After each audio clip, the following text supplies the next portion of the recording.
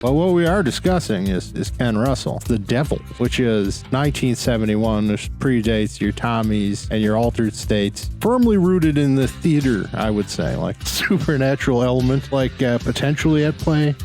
There's not at all. It's really the historical drama, except with that Ken Russell touch, where it's completely goddamn batshit and depraved, and God bless it for that. So when talk of versions, there's various reconstructions. It's still not uncut. There's still elements of it that are buried in a vault in Warner Brothers because the wife of a senior executive saw an early screening and said absolutely not, and they had to take something out, and it's never been full since. Production design obviously is pseudo-futuristic.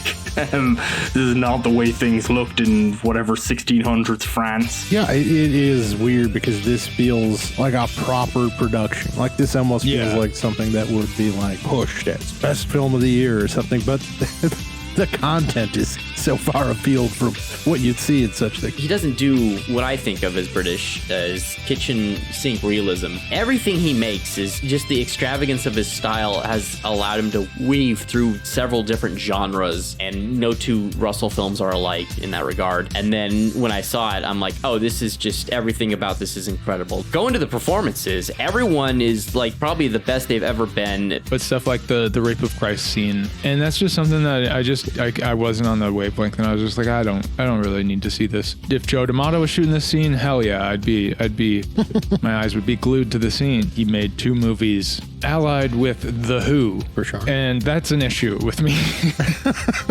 But like I said, like The Devils is sort of like irrefutably like impressive and interesting and cool, even though I also don't care about Catholicism at all. For the most part, I'm just like, I get it. It doesn't make sense. It's very hypocritical, and I just don't care. It's not part of my life, and it's just not really something I care about, to be honest.